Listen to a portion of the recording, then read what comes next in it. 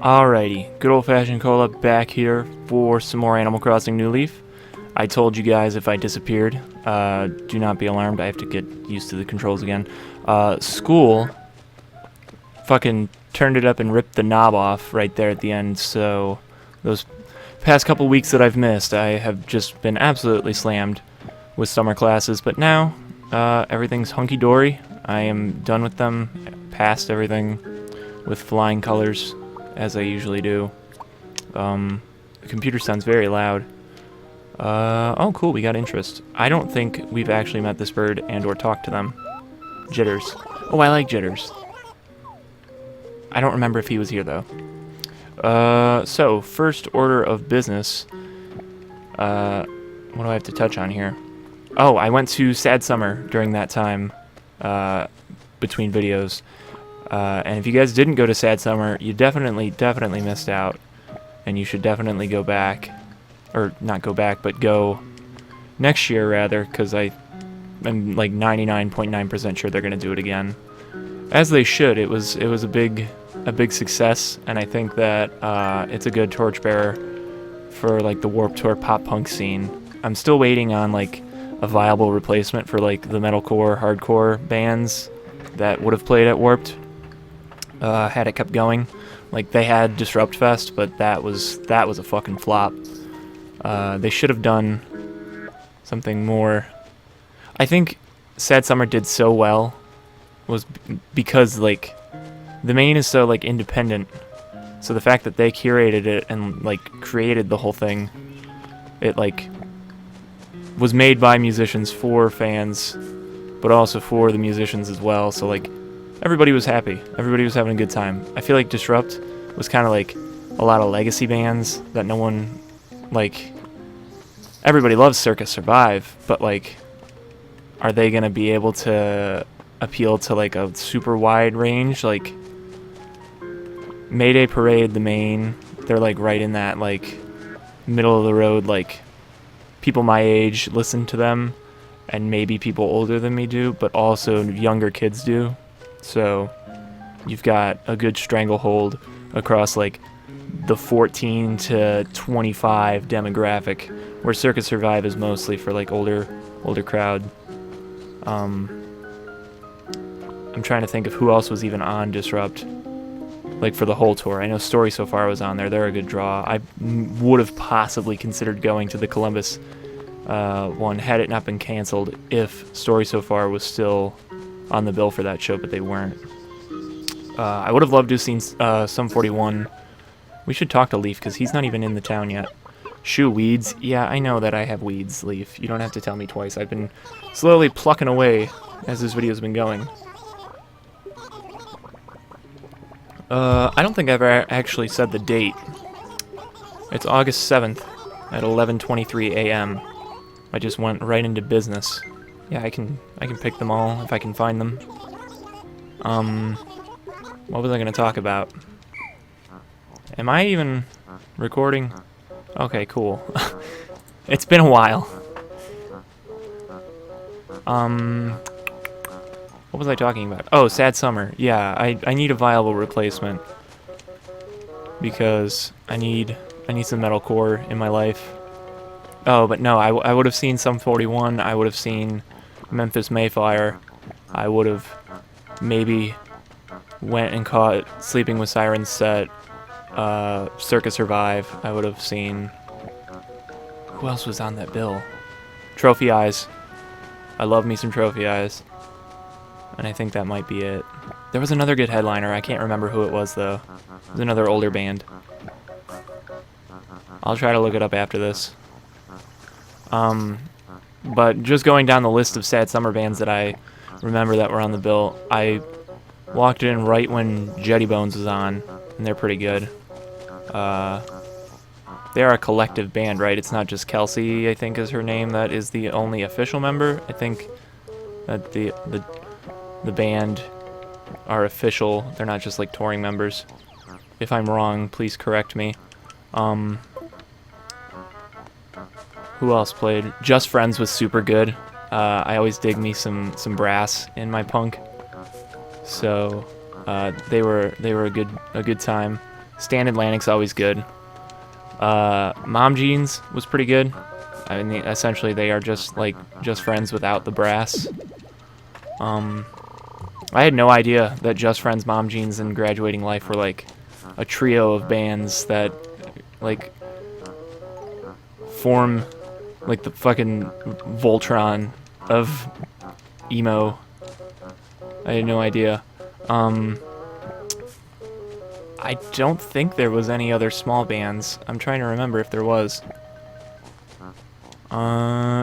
No, I think that covers it. But first was the Wonder Years, and I fucking love the Wonder Years, but my girlfriend Shelly hates the Wonder Years, so that was a grand old time for her. But I was sobbing the whole time because I just love the Wonder Years so much.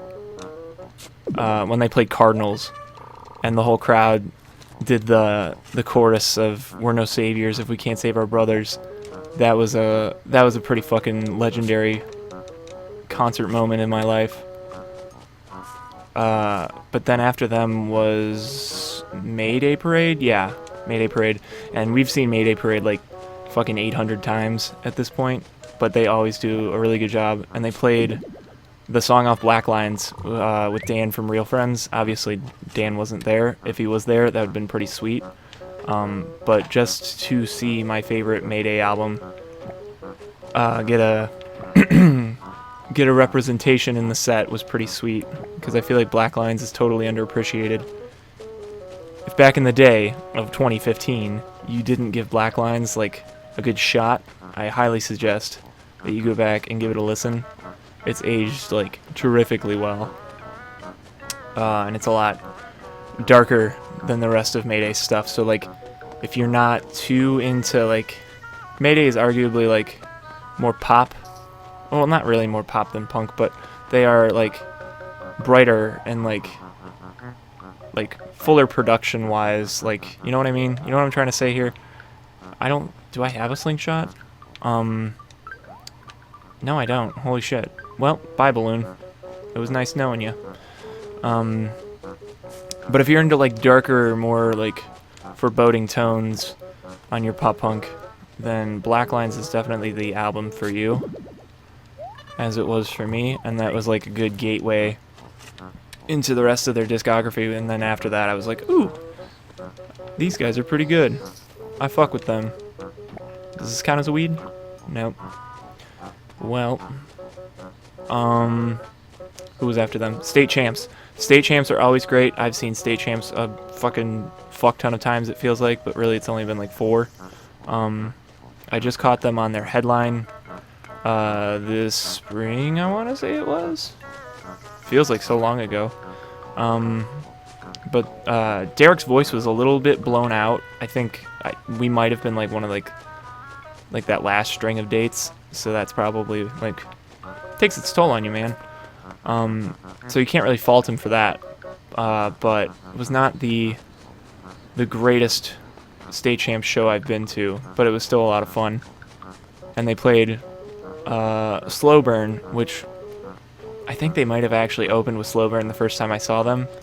It was like right when it came out, which Slow Burn is always one of my favorite State Champs songs.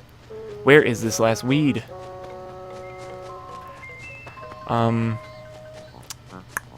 But then after them was the Maine. Oddly enough, they were the main act. Ooh, that was weird. What was I gonna say? So I've never been a gigantic fan of the Maine until I saw them, and then I was fucking hooked. They've just got like this huge stage presence, and the lead singer is absolutely nuts. He puts 150% into his performances. What's up, Jitters? And their new album is amazing. Yeah, sure, you can go.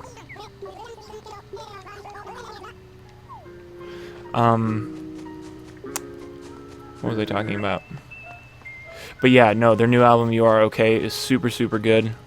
And it's definitely in like my top 5 for the year. So go ahead, give that one a listen. And speaking of albums, this is a good segue into my next topic. Slipknot's album leaked. It doesn't officially drop until this Friday, But if you head over to a certain website, I'll just say it because I don't think that fucking record labels are gonna come down on Kingdom Leaks, and if they ever do, I'm gonna cry, because where the fuck are we gonna get our music from? It's Kingdom Leaks. That's where I get all my good old leaked music from. Still support your artists. Go to shows, buy merch at their shows. Don't fucking stream stuff because they don't make any money. Actually buy the music or steal it like I do, and then buy it later on physical mediums, whatever. Be a fucking a CD hoarder. Well, I also hoard records too. Hoard your music. Is that a fucking copy machine? I hate copy machines. They're the bane of my fucking existence. Let's buy one. Oh, you son of a bitch. What do I... No, I don't want to save. What do I have in my pockets? But anyways, Slipknot's album is super, super good. Definitely one of the top of the year. I've been waiting for a new Slipknot album for a while, so it feels real good to finally get one. But, so this next topic is going to be like a combination of the two, I guess, really. So I've been binge watching the Pirates of the Caribbean movies with Shelly. I think we're about to start number 3 tomorrow night, and it's only because we are going to Boston next week. Oh damn, next week. For like a couple days. I think it's like Wednesday to Sunday. So there's a lot of big, huge, tall, like pirate ships, really, but like old classic ships in Boston. So I was like, this is a perfect time to fucking watch the pirate movies because you've only seen one of them, and it was the last one that came out. She never saw any of the other ones. She saw the 5th one because I dragged her to the movie theater, oddly enough. But she's totally loving them. I'm loving going back and watching them. Dead Man's Chest is still the best fucking one, and I will fight you on that. What else is there? Oh, so the last thing I have written down here, I hate feeling so formatted, but if I don't format my commentary, then I just run off fucking track, and it's just awful. Last thing is all these shows that I have tickets for, or want to get tickets for. So the confirmed ones that I'm going to are Real Friends. What is going on with my voice? Real Friends at Mahal's, which is like this real small venue. Ooh, I want a Mario hat. But Mahal's is like a super small venue. It's got a bowling alley attached to it. If you've ever been there in the greater Cleveland area, I really dig it. It's out on the west side, so it's kind of a hike from me. I'm on the east side, but still, it's super, super nice. I'm seeing The Maine at House of Blues. I don't know who their support is going to be. I heard it was going to be the Rex, but then a bunch of people were bitching about the Rex. And I've seen them one time. They opened for All Time Low, and they were nothing special. They were pretty generic. So if they could get somebody better, that'd be probably pretty good. It sounds like people are going to bitch them out of the bill. So, fingers crossed. What is this? A sparkler? I don't want a sparkler. I want a fucking fortune cookie. Tommy, you bastard. Do I have a fishing pole? Holy shit, I don't. Today's the fucking day, man. I was like, there was something I couldn't ever find. Yes, I know how to do it. And you're gonna tell me anyways. No? Usually they do. I guess in New Leaf they don't. Don Bracco, seeing them at Mahal's, which is going to be pretty fucking sweet. They've got Trash Boat and Sleep on It, and somebody else pretty good. I can't remember who else. But that's a fucking stacked-ass bill, if I've ever seen one. A Day to Remember, Beartooth, and I Prevail, I want to go see. They're playing at the fucking Wolstein Center, oddly enough. Oh, I'm sorry. The Wolstein Center! That's, if anybody remembers Monster Jam commercials, that's a fucking staple of Northeast Ohio. Let's throw 2080. Give him our chump change. But A Day to Remember and Beartooth are always a fucking good time. I Prevail is a little on the generic side, but they're not bad. They're just not anything all that special. I don't get their billing or like their praise. They're pretty radio rock friendly to me. I'm feeling like we're losing frames. I've been feeling like that this whole episode, but I've just been kind of trying to ignore it. I like Doc. Let's talk to Doc. A space cadet. Tiny Moving Parts is another band that I'm super hyped to see. I'm seeing them at the Grog Shop. Oh my god, I'm such a hoarder. Well, I wish I had like a fucking cabinet or something. I gotta start chipping away at this debt. We need some more space. And then finally, Grayscale, which is gonna be super fucking awesome. And I know Shelly is probably the most hyped for that one, where I'm most hyped either for Real Friends or... Oh, I was gonna catch you. Real Friends or the main. After Sad Summer, I was like, I gotta fucking see the main again. And then their tour leaked, and then they officially announced it, and I bought tickets like 20 minutes after it was officially announced, because I was like, not fucking missing this. But like I said, go ahead, give Slipknot's album a listen. The main, who else? I feel like there was a really good album that just came out. I don't remember, but go ahead, look on Kingdom Leaks. That'll tell you some good ones that just came out. But anyways, I'm Good Old Fashioned Cola. It was nice to come back. Hopefully I'm back for a little while before I go to Cleveland State in the fall. That starts like 3 weeks from now-ish, I think. I think I get a nice little break. And I don't know how intense that's going to be. I'm also moving. I'm moving deeper into the east side. Possibly.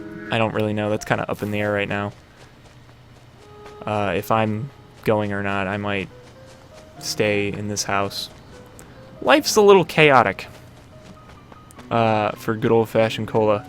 But we will get through it, and we will continue to play Animal Crossing. All the weeds are picked, which is nice. If that's the thing I can respect about New Leaf. It doesn't completely fucking barrage you with weeds if you miss a couple weeks of playing. It's only a little bit, where the older games are like, hey, you know every square fucking pixel of your town? It's now covered in weeds. Good luck. But anyways, I'm gonna leave with that. I'm Good Old Fashioned Cola. I will see you guys back here next time.